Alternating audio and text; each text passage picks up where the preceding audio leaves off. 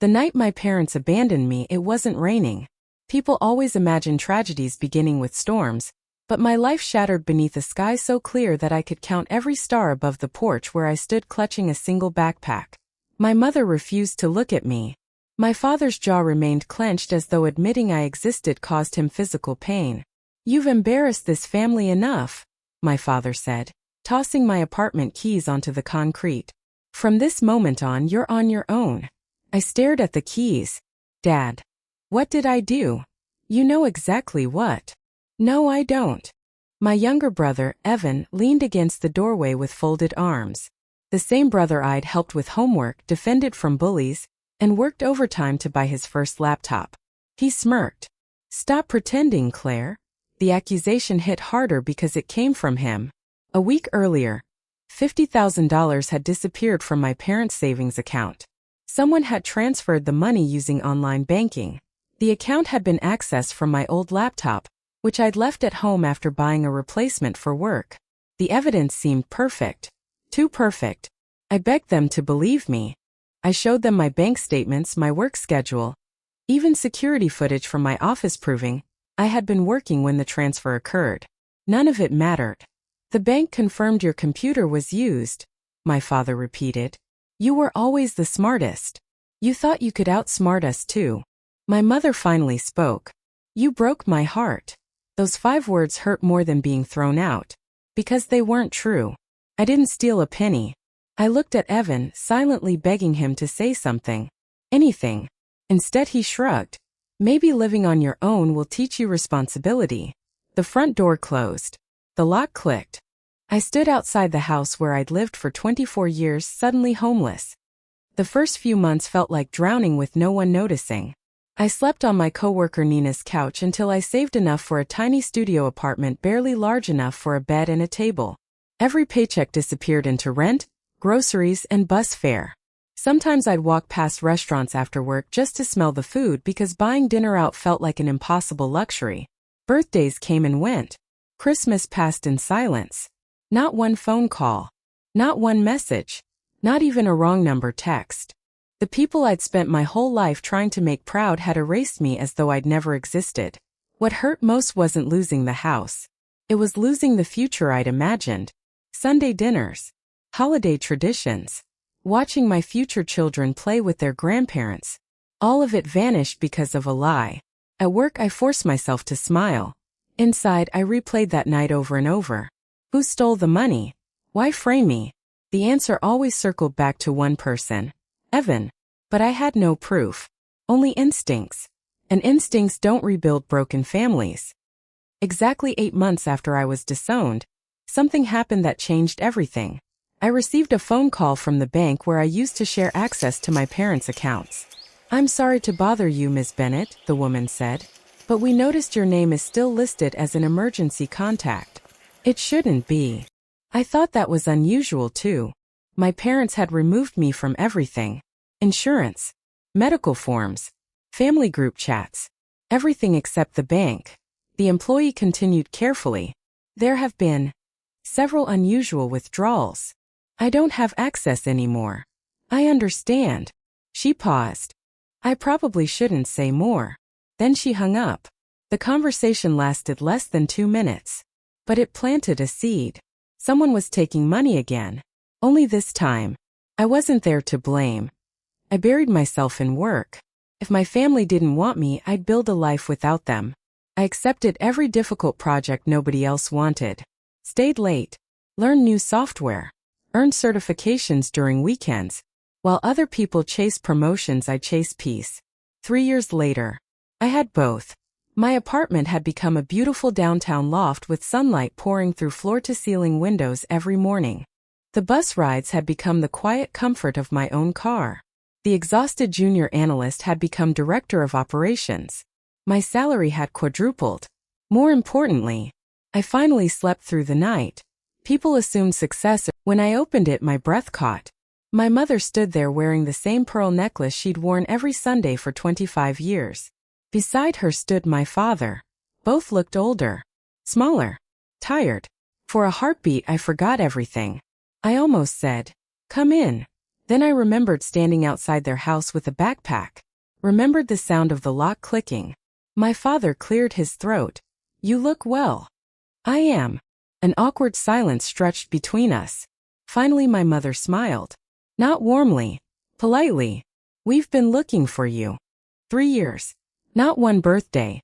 Not one apology. Now they've been looking for me." "How did you find my address?" "Evan told us." My stomach tightened.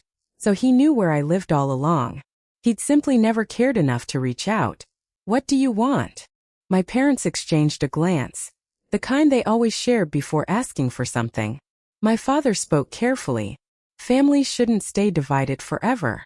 I almost laughed. "Really? People make mistakes." "You mean you made one?" Another silence. Longer this time. My mother stepped forward. "We're ready to move past the past. Move past it." As though betrayal had an expiration date. As though abandoning your daughter was just an unfortunate misunderstanding. I folded my arms. "I notice neither of you has said, 'I'm sorry.'" Neither answered. Instead my father reached into his jacket and removed a folder. He held it toward me. "We need your help. Not we miss you. Not we were wrong. Not please forgive us. We need your help." I didn't touch the folder. "What kind of help?" My mother inhaled deeply before saying the words that explained why they had suddenly remembered they had a daughter. "You have responsibilities to this family, Claire." I looked from one face to the other. 3 years of silence. 3 years of rejection. And now they stood at my door demanding I fulfill my duty as their daughter. I smiled. It was the first smile either of them had seen from me in years. Neither of them realized it wasn't forgiveness. It was the moment I understood that whatever had brought them back, the truth was finally beginning to surface. The smile remained on my face long after my parents mistook it for surrender. They relaxed. That tiny shift in their shoulders told me everything. They hadn't come because they loved me. They had come because they needed something only I could give. I stepped aside just enough to appear polite. "You'd better come in." The moment they entered my apartment, I watched their eyes wander across the polished hardwood floors, the tasteful furniture, the artwork, and the skyline visible through the enormous windows. 3 years ago they had assumed I would fail. Now they were standing inside the life I had built without them. My mother ran her fingers across the marble countertop. "This place is beautiful. Thank you. I didn't realize your job paid this well." "It does now." Neither asked how hard I'd worked to get there. Neither wondered how many nights I cried myself to sleep after they abandoned me. Success erased suffering in the eyes of people who had never cared enough to witness it. My father cleared his throat. "You've done well." I had no choice. He looked away. For a second, guilt flashed across his face. Then it disappeared. We sat in the living room. No one touched the coffee I'd served. The silence felt heavier than the furniture. Finally, my father pushed the folder toward me. "You should read it." I opened it. The first page was covered in legal language. Mortgage statements. Loan agreements. Late payment notices. Then I reached the final page. The amount circled in red made me blink. $1,380,000. "What is this?" "Our debt," my father answered quietly. I looked at him. "You owe nearly $1.5 million?" He nodded. "How?" Neither answered immediately. Instead, my mother folded her hands. "Evan started a company. Of course, it needed investment." My heart sank before she continued. "We mortgaged the house." "The entire house?" "We believed in him." I kept reading. Second mortgage. Business loans. Personal guarantees. Credit lines. Everything tied to my parents. Everything signed over the last 2 years. My stomach tightened. The company failed. My father rubbed his forehead. "Not immediately. What happened?" Silence. It was my mother who finally whispered. "Evan disappeared." Those 2 words landed like stones. "What do you mean disappeared?" "He left." "Where?" "We don't know." I stared at both of them. "You don't know where your son is?" "He emptied every business account. He transferred everything. He stopped answering calls." My mind instantly traveled back 3 years. $50,000. My old laptop. The accusation. The certainty. Suddenly every puzzle piece began fitting together. I looked directly at my father. Did you ever wonder whether he stole the money back then? His face froze. My mother's eyes widened. Neither spoke. That was answer enough. You did wonder. It crossed our minds, my father admitted. My laugh was quiet. Painfully quiet. It crossed your minds.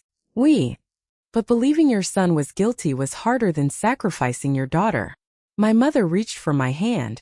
I pulled mine away. Claire. No. My voice remained calm. You don't get to say my name like we've been having Sunday dinners. Tears gathered in her eyes. We made mistakes. You destroyed my life. We know. No, I corrected. You know now because he did it again. The room fell silent. I could almost hear the weight of those words settling onto their shoulders. For years they had believed they had chosen the innocent child. Instead, they had protected the guilty one. My father took a deep breath. The bank believes bankruptcy is unavoidable. I'm sorry. The creditors may take the house. Another pause. We're too old to start over. I waited, because I knew there was more. There is one solution. Of course there was. You. My father slid another document toward me. I don't understand. Your income. I read further. A refinancing proposal.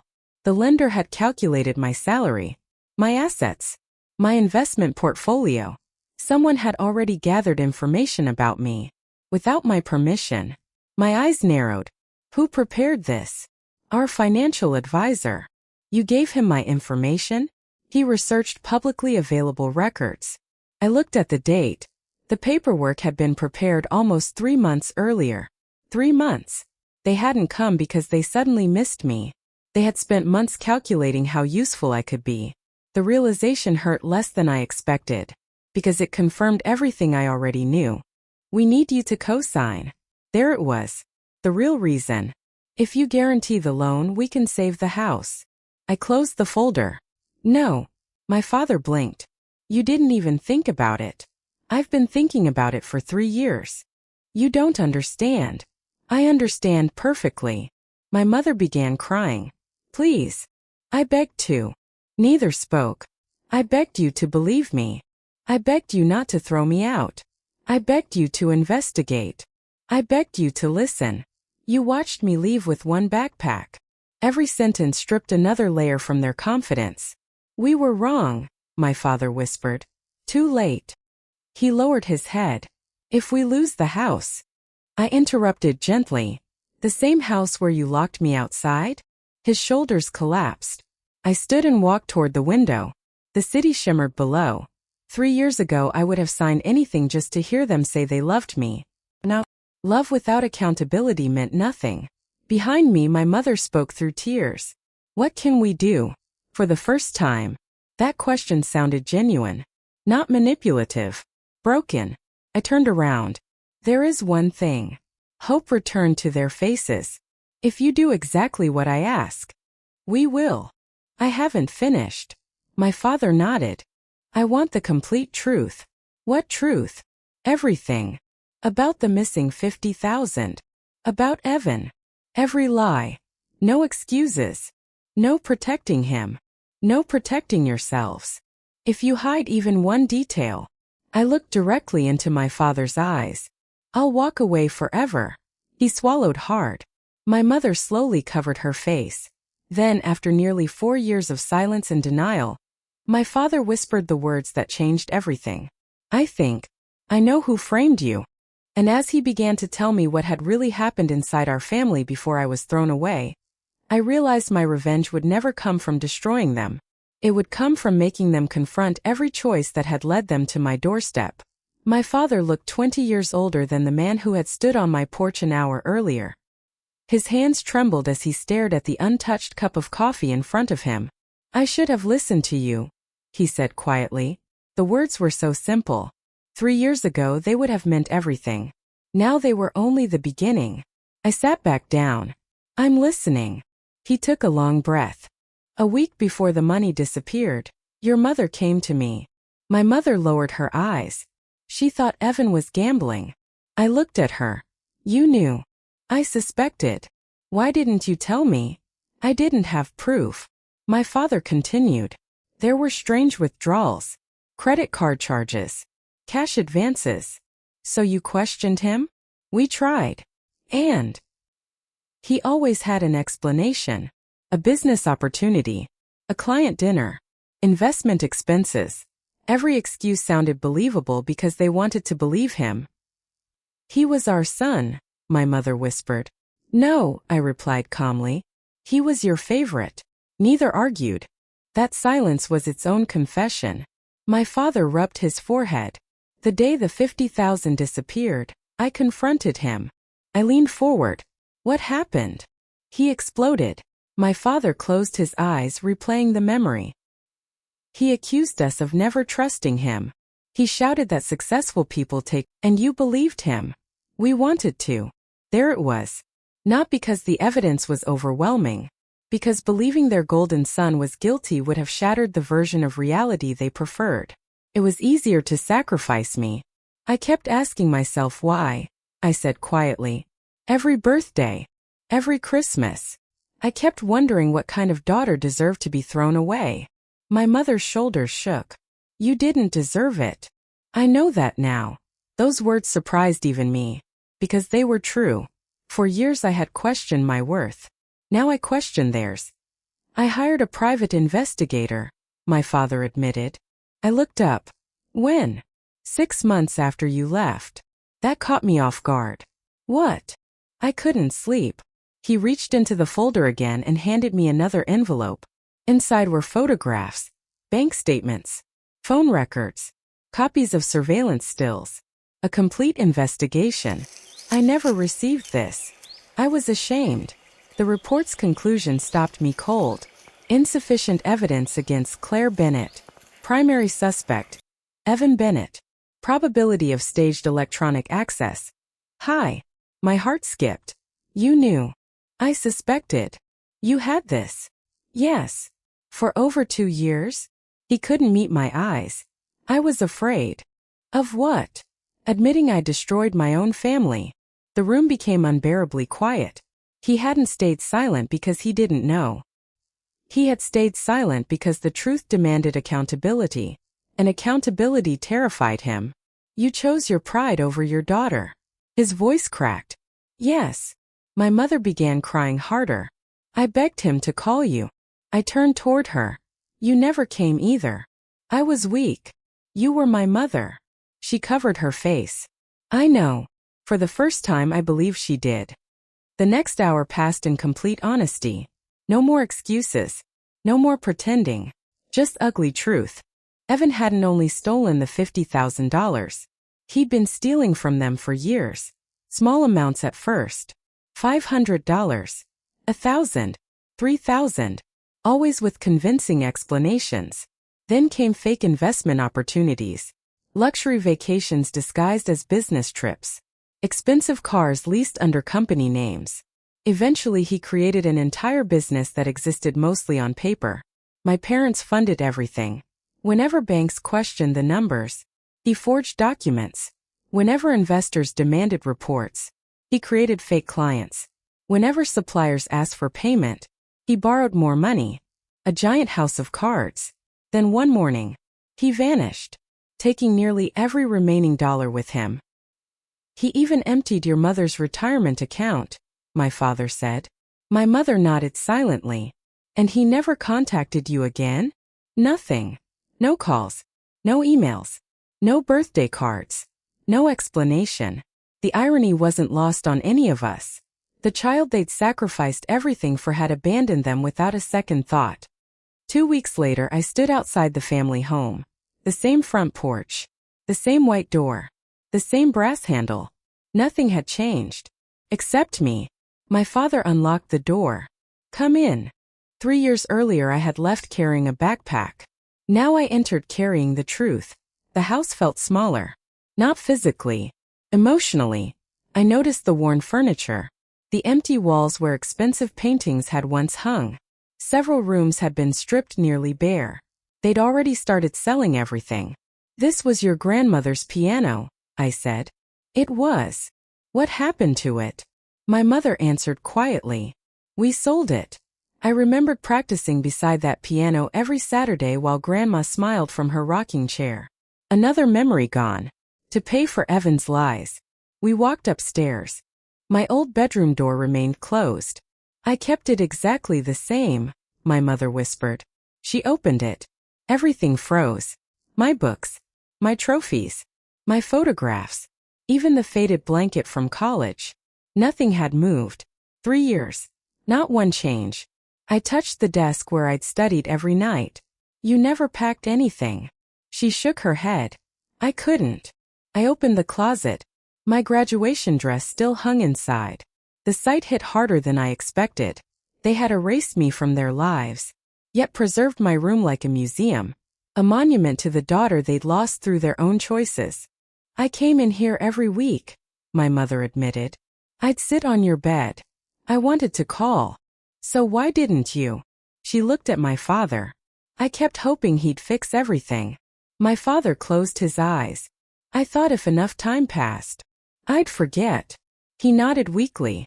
I hoped the pain would fade. It didn't. I know.